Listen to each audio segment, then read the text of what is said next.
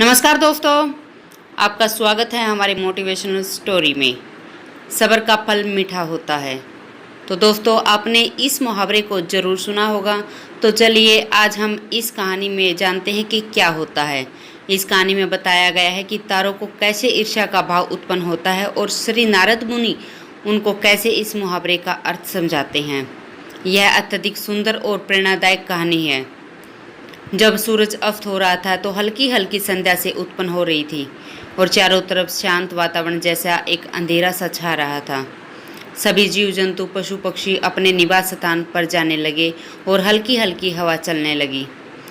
हम जब आसमान की ओर देखते हैं तो सूरज अस्त होता रहता है, तभी आसमान में तारे टिमटिमाने लगते हैं। कुछ तारे अत्यधिक चमकीले होते हैं परंतु कुछ कम चमकीले होते हैं। अत्यधिक चमकीले वाले तारों पर हमारी नज़र जल्दी पहुंचती है, परंतु कम चमकीले वाले तारों पर हमारी नज़र बहुत ही कम जाती है। इसलिए हम उनकी तरफ कभी ध्यान नहीं देते और उनकी सुंदरता फीकी पड़ जाती है।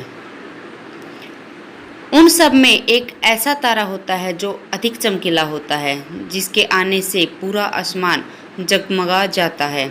वह इतना सुंदर और चमकीला होता है कि उसके जगमगाते ही लोगों के चेहरे पर खुशी आ जाती है। उसे हम स्वाति नक्षत्र के नाम से जानते हैं। अत्यधिक चमकीला और सुंदर होता है, जिसके आने से लोग खुश हो जाते हैं। इसलिए बाकी के नक्षत्र स्वाति नक्षत्र से ईर्ष्या करते हैं और उनकी इस ईर्ष्या की कथा को श्री नारद मुनि को बताते हैं। नारद मुनि इन सभी तारों को समझाते हुए कहते हैं कि देखो, जो भी सब्र करता है उसकी कीर्ति संसार में होती है और मुझे प्रतीत होता है कि आप लोगों में धैर्य नहीं है। इसलिए आप लोग संध्या काल में होते ही तुरंत जगमगाने लगते हो, लेकिन स्वाति नक्षत्र अत्यधिक समय के बाद आसमान में निकट आता है, तभी उसकी प्रतिस्पर्धा इतनी अधिक होती है। तभी सभी लोगों के चेहरे पर मुस्कान आती है। इसलिए कहा जाता है कि हमें सब्र करना चाहिए, क्योंकि उसका फल मीठा होता है। यदि तुम देर से आसमान में टिमटिमाते होते तो तुम्हारा भी महत्व होता और तुम्हें भी लोग अलग नाम से जानते। नारद मुनि द्वारा समझाई गई बात सभी तारों को समझ में आ गई।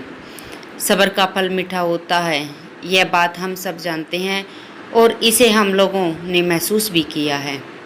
हम हमेशा अपने कार्यों को पूरा करने के बाद उसके परिणाम के इंतजार में उतावला हो जाते हैं, या फिर अपने आने वाले कार्यों को पूरा करने में उतावला हो जाते हैं, जिसके मेरा आने वाला कार्य बिगड़ जाता है। परंतु मुझे ऐसा नहीं करना चाहिए। मुझे सब्र करना चाहिए उस परिणाम का या उस आने वाले कार्य का, जिसे मैं उस कार्य को अच्छे से समाप्त कर सकूं और उसका परिणाम भी अच्छा हो। हम जानते हैं कि जल्दी में लगाया हुआ निशान हमेशा अपने गोल से बाहर जाता है, तो हमें धैर्यपूर्वक उस निशाने को भेजना चाहिए, तभी हमें ज़िंदगी में सफलता मिलेगी। हमें किसी भी कार्य को धैर्यपूर्वक करना चाहिए, तभी सफलता के दरवाजे खुलते हैं। धैर्य ही ऐसा शस्त्र है जो विकट परिस्थितियों में मनुष्य के मस्तिष्क का संतुलन बनाए रखता है और उसको आगे आने वाली चुनौतियों को निपटने में भी मदद करता है। बड़े बड़े महाराज महापुरुषों के द्वारा भी बताया गया है कि हमें भी किसी कार्य में सफलता पानी है तो उसे चिंता मुक्त होकर करना चाहिए और सब्र रखना चाहिए और परिणाम में सफलता जरूर मिलती है।